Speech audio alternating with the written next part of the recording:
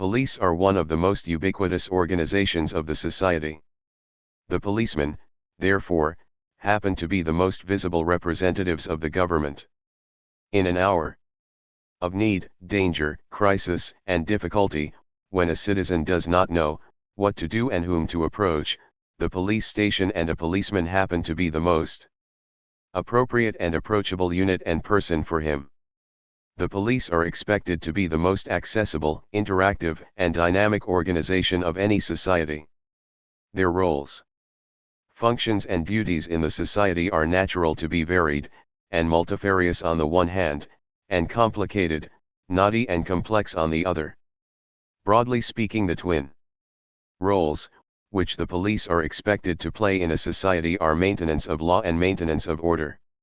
However, the ramifications of these two duties are numerous, which result in making a large inventory of duties, functions, powers, roles, and responsibilities of the police organization. Police, body of officers representing the civil authority of government. Police typically are responsible for maintaining public order and safety, enforcing the law, and preventing, detecting, and investigating criminal activities. These functions are known as policing. Police are often also entrusted with various licensing and regulatory activities. However, police scholars have criticized this popular understanding of the word police, that it refers to members of a public organization having the legal competence to maintain order and enforce the law, for two reasons. First, it defines police by their ends rather than by the specific means that they use to achieve their goals. Second, the variety of situations in which police are asked to intervene is much greater than law enforcement and order maintenance. There is now a consensus among researchers, based on a definition first proposed by American sociologist Egon Bittner, that the common feature among all the different agencies engaged in policing is the legal competence to enforce coercive, non-negotiable measures to resolve problematic situations. Such situations are characterized by two features: their potential for harm and the need to solve them urgently before they develop that potential. Hence, the actual use of coercion or the threat of using it allows police to put a quick, non-negotiated, and conclusive end to problematic situations, example, keeping people away from the scene of a fire for their own protection and to allow firemen to do their job.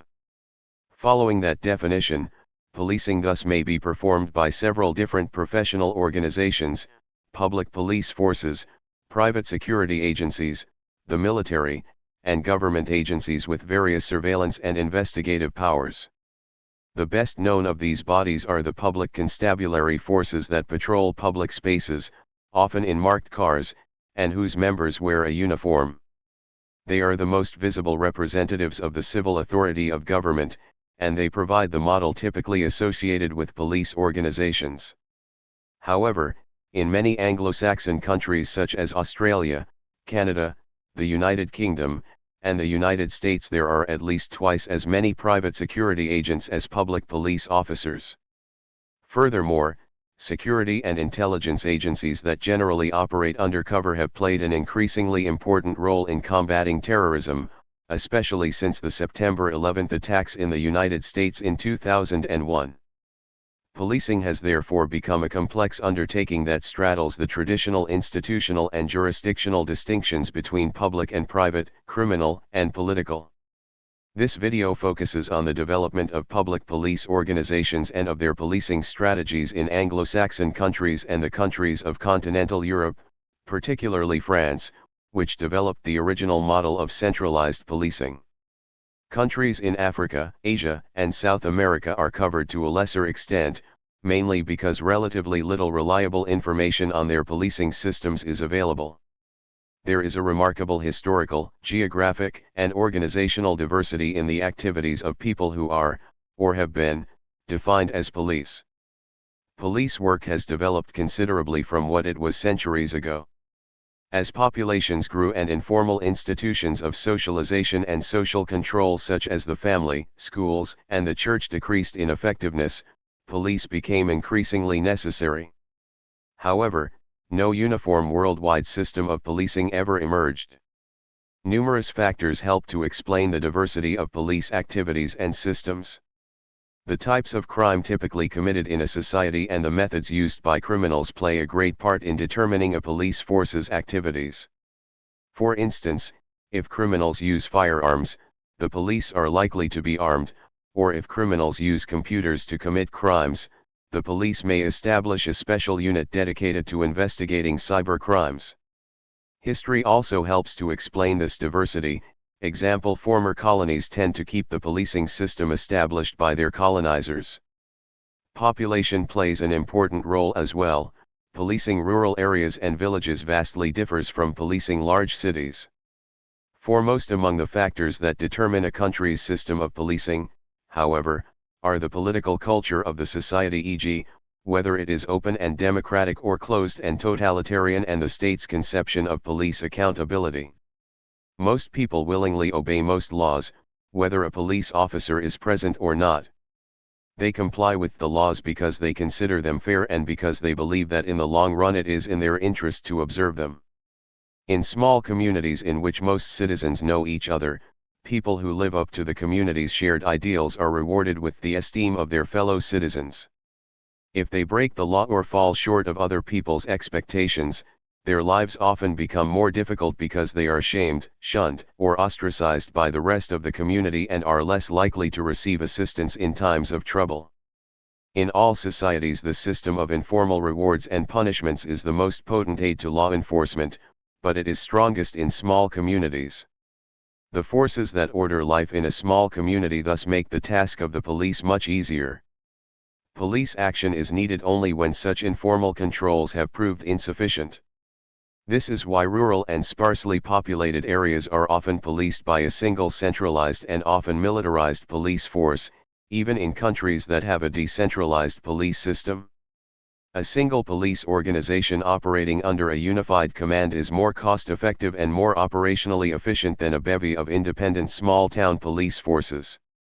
Since the territory to cover may be very large and characterized by difficult terrain, police in such regions must have the long-range mobility and adaptability that are characteristic of military forces. In addition, the countryside has historically been policed by military organizations, as police forces were initially created in urban settings. The great exceptions to this model are the United Kingdom and the United States, which have long resisted police centralization. In larger and more complex societies, informal institutions of social control are generally weaker, and, as a result, formal institutions are generally stronger. The relative weakness of informal controls is attributable to a number of factors. In large societies, people often deal with strangers whom they will never meet again, and in such circumstances there may be fewer informal rewards for honesty or fewer informal penalties for dishonesty. Such communities tend also to be more technologically advanced, which leads to the adoption of new laws, such as those regulating the licensing and operation of automobiles and those concerned with commerce conducted on the Internet, see e-commerce. Because some of these new laws may not have the same moral significance as older laws criminalizing violence, theft, or fraud, people may feel less of an obligation to obey them. Moreover, when new laws are created, crime increases almost necessarily. There is thus a danger that people who are convicted of having violated a new law may feel aggrieved and in the future be less willing to cooperate with the police or to obey the law when they are not being observed. Finally, as societies grow, it becomes more difficult for people to place the public interest ahead of their private interests in circumstances where the two may conflict. An employer who catches an employee committing an offense within the workplace, for example, may choose not to notify the police because he fears that the firm's production, profit, or prestige would suffer if the offense was publicly exposed. A country's political culture helps to determine whether its police forces are organized nationally or locally. The desire for efficiency lends itself to the establishment of centralized police forces, which can take advantage of coordination and savings in training, organization, and service delivery. However, such forces face the problem aptly summarized by the Latin question quis custodiet ipsos custodes? Who guards the guardians? In some democratic countries, particularly the United States and, to a lesser extent, Great Britain, Citizens have traditionally believed that the existence of a national police force would concentrate too much power in the hands of its directors. They have believed that local communities could not hold a national police force accountable for abuses of power, and they have feared that the national government could use such a police force to keep itself in power illegitimately. For those and other reasons, some democratic countries favor organizing police forces on a local basis. Decentralization brings the police closer to the community, and it often succeeds in tailoring policing to the specific needs of a community. However, a decentralized police apparatus tends to hinder the flow of intelligence between the various components of the system. Another drawback of a system of accountability to local government is that the narrow relationship between the police and their political overseers may facilitate the corruption of both parties. The need for police accountability is made evident by the great power that police forces wield over the lives, liberties, safety, and rights of citizens. Governments empower police to compel individuals to comply with the law. They allow officers to stop, search, detain, cite, and arrest citizens and to use physical and sometimes deadly force. If police use those powers improperly, they can abuse the civil rights of the very citizens they are supposed to protect. Thus, it is critical that police be accountable for their policies and behavior. In democratic countries, accountability is ensured mainly by three means. First, police forces are made subordinate to elected representatives, as in the United States, where mayors or state governors oversee the police, and as in Belgium, where a town's burgomaster is also the chief of police, or to special elected officials, example the police and crime commissioners of England and Wales. Second, the courts are entrusted to safeguard the respect of due process by the police. Third, official bodies are appointed to hear and act upon complaints from citizens against the police. Thank you for watching this video.